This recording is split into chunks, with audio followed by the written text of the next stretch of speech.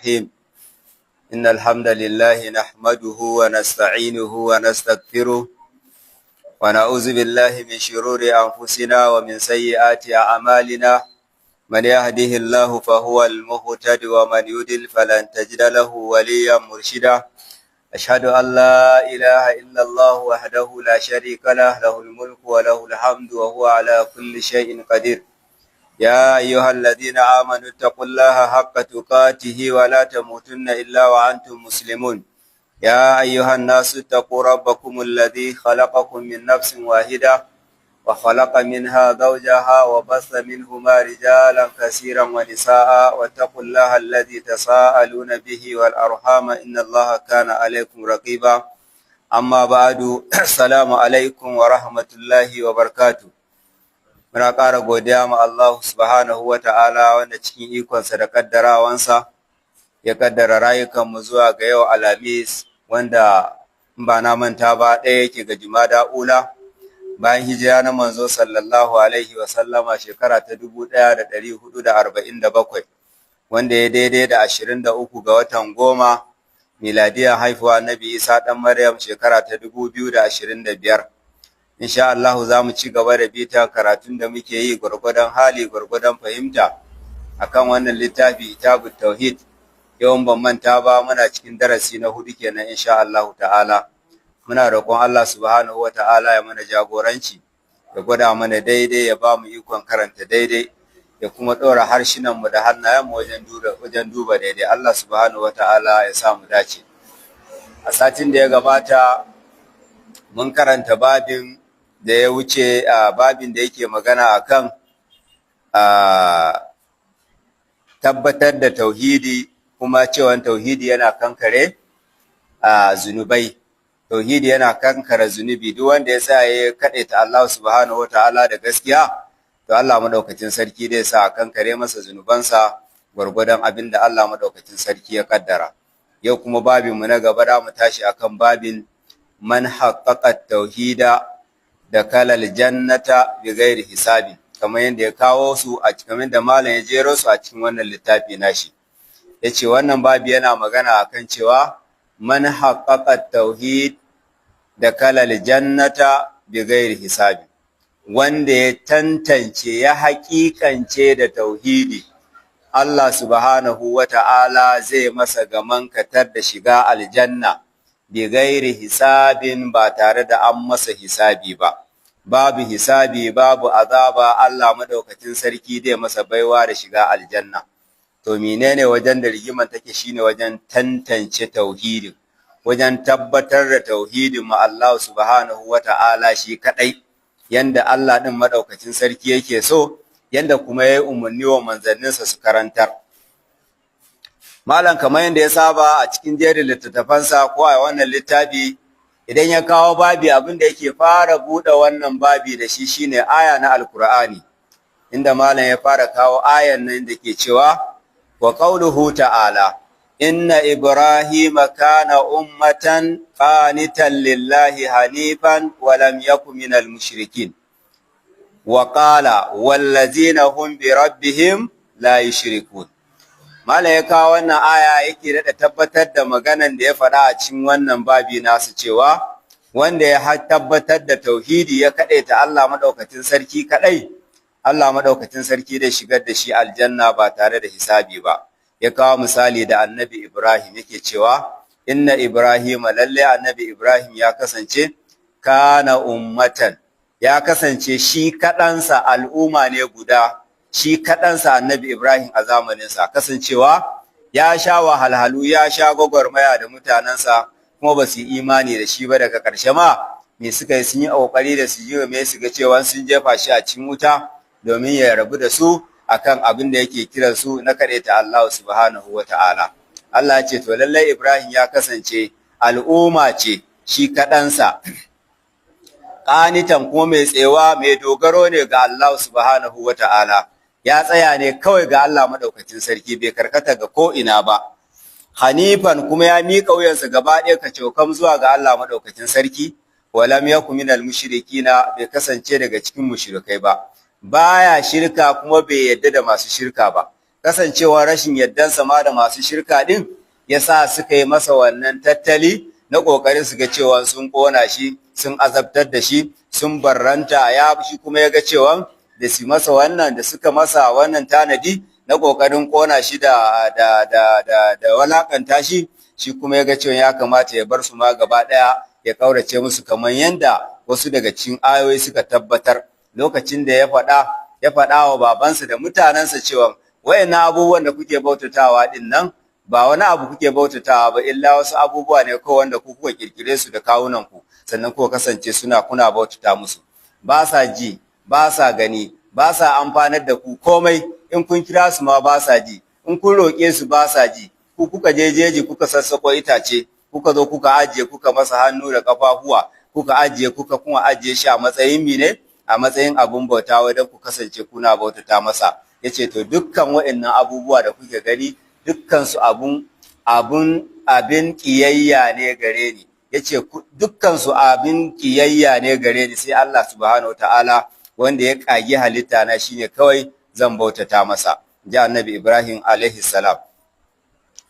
Wannan babi da malam ya kawo yake cewa qultu yace at-tahqiqut tauhid, tahqiquhu bi ma'ana kadaita tauhidi shine takhlisuhu wa sifatuhu min shawa'ib ash-shirki wal bid'i, shine haƙiƙantar da tauhidi, kadaita shi bi ma'ana tantance shi da tsaftace shi daga dukkan wasu abubuwa na shirka wal bid'i da kuma bid'a wal ma'asi da kuma sabo na Allah subhanahu wataala. Shine abin da ake nufi da tantancewa ko haƙiƙance tauhidi. Da zama da tauhidinka ka kubutar da shi daga dukkan wasu ƙananan abubuwa, manyan shirka da ƙananan shirka da bid'o'i da saba ma Allah subhanahu wataala, duka ana buƙatar mutum ya zama ya guje su. Shine zannan zai zama wanda ya kasance ya haƙiƙance ma tauhidi, bi ma'ana ya tabbatar da tauhidi ya samu kubuta wanda Allah subhanahu wataala zai iya shigar da shi aljanna ba tare da azaba ba tare da hisabi ba. Dole sai ya nisanci shirka, ya nisanci bid'a, ya nisanci dukkan wani abin da yake sabo ne ma Allah subhanahu wataala. Dole mutum ya kasance ya guje su gabaki ɗaya kafin ya zama kafin ya zama na tauhidinsa ta zama cikakkiyar tauhidi. Allah ce qala Allah ta'ala inna Ibrahima kana ummatan qanitan lillahi hanifan wa lam yakun minal mushrikin. Wasafa Ibrahimu bi hadhihi sifat. Allah subhanahu wa ta'ala ya siffanta annabi Ibrahim da wa'innan siffofi guda hudu. Inna Ibrahima kana ummatan qanitan lillahi hanifan wa lam yakun minal mushrikin. Wa'innan siffofi guda hudu Allah subhanahu wa ta'ala ya siffanta annabi Ibrahim ne da su. Allati hiya gayatun fit tahqiqit tauhid, wanda wa'annan sufofi sune iya matuka, sune kaiwa makura wajen tabbatar da tauhidi ma Allah subhanahu wataala. Wa'annan sufofi da Allah madaukakin sarki ya siffanta annabi Ibrahim da shi. Yace al'ula annahu kana ummatun, shi annabi Ibrahim shi kadansa ya kasance mene al'umma ne, ay qudwatun abun koyi ne, wa imamun kuma shugaba ne, muallimun lil khairi kuma mutum ne wanda yake mai karantar da ayyuka na alkhairi. Wa ma zalika litakmiluhu maqamis sabri, kuma hakan ya samu ne saboda cika matsayi da yana muqamin hakuri da Allah subhanahu wataala ya dora ma annabi Ibrahim. Wal yaqini da kuma yaqini lillazi tanala bihi ma imamul fiddin, da kuma ya haƙiƙance da cewa wa'annan abubuwa na hakuri da yayi ya ba shi hakikan cewa dukka wanda ya zama na shugaba na addini to dai haɗu da wa'annan abubuwa ɗin. Dole sai ya yi haƙuri akan abin da Allah maɗaukacin sarki ya umarce shi da shi na kira ga al'umma da kuma tsewa akan doka na Allah subhanahu wa ta'ala. Ba Nabi Ibrahim duka ya yarda da wa'annan abubuwa ga baki ɗayansu, ya yarda da su, saboda haka Allah maɗaukacin sarki ya ambace shi, ya yabe shi da cewa shi kansa al'umma ne, kuma abun koyi ne, kuma mai karantarwa ne, sannan kuma saboda haka ya cika wasu makamai na haƙuri, saboda ya tabbatar da cewa wayannan abubuwa da ya same su a gun Allah subhanahu wata'ala. Annabi shine qanitan, shine wanda ya kasance kunutu, inji babban shehin malamin na Sheikhul Islam Ibn Taymiyyah yake cewa al-qanut shine dawamu ala ta'atillah, dawamu ta'a, shine dawwama akan da'a na Allah subhanahu wataala ka zama na ka dawwama akan bautata ma Allah madaukakin sarki shi kadai ba tare da karkata zuwa ga komai na saba ma Allah subhanahu wataala ba. Idan kai haka to ka zama qanitan din kenan kamar yadda Allah subhanahu wataala ya siffanta annabi Ibrahim a wannan wuri da shi.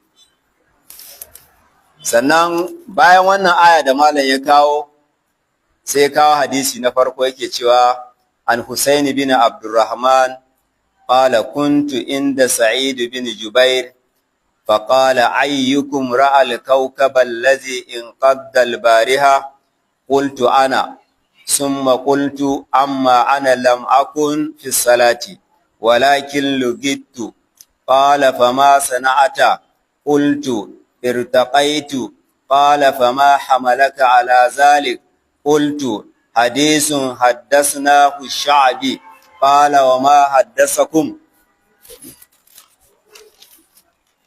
قلت حدثنا عن بريدة بن حسيب أنه قال لا رقى إلا من عين أو هما قال قد أحسن لمن انتهى إلى ما سمع ولكن حدثنا ابن عباس عن النبي صلى الله عليه وسلم قال أردت علي الأمم فرأيت نبيا ومعه رهط والنبي معه رجل ورجلان ونبي ليس معه أحد إذ رفع لي سواد عظيم فظننت أنهم أمتي فقيل لي هذا موسى وقومه فنظرت إلى سواد عظيم فقيل لي هذا أمتك ومعهم 70,000 يدخلون الجنة بغير حساب ولا عقاب ثم نهض فدخل منزله فخاض الناس في أولئك فقال بعضهم فلعلهم الذين صحبوا رسول الله صلى الله عليه وسلم وقال بعضهم فلعلهم الذين ولدوا في الإسلام ولم يشركوا بالله شيئا وذكروا أشياء وخرج عليهم الرسول صلى الله عليه وسلم فأكبروه فقال هم الذين لا يسترقون ولا يكتوون ولا يتطيرون وعلى ربهم يتوكلون. wannan hadisi da mala ya kawo shi ana yake cewa an samu hadisi da Husayn bin Abdurrahman qala kuntu inda Sa'id bin Jubair.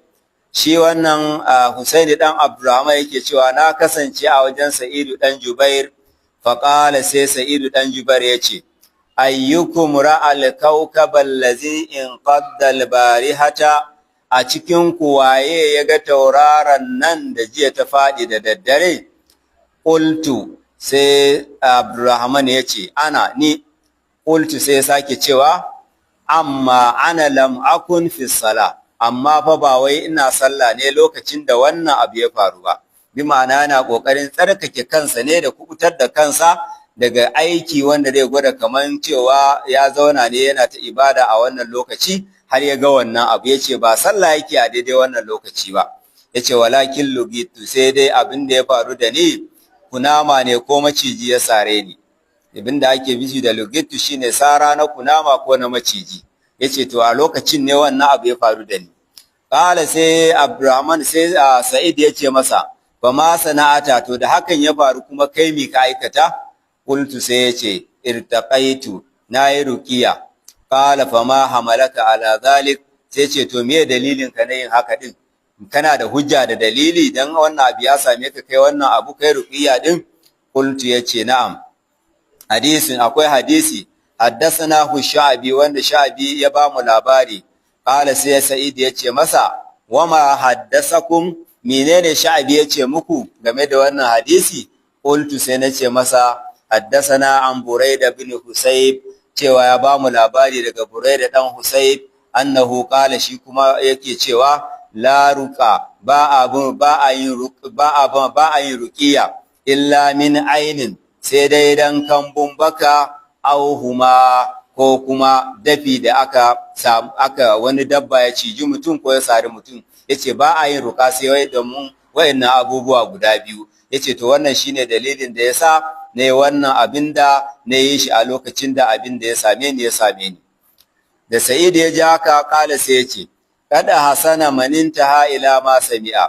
Hakika duk wanda ya ji abin da na ka faɗa ɗin nan kuma ya tsaya a yanda ka faɗa ɗin, to hakika ya kyautata akan abin da ya ji, ya kyautata.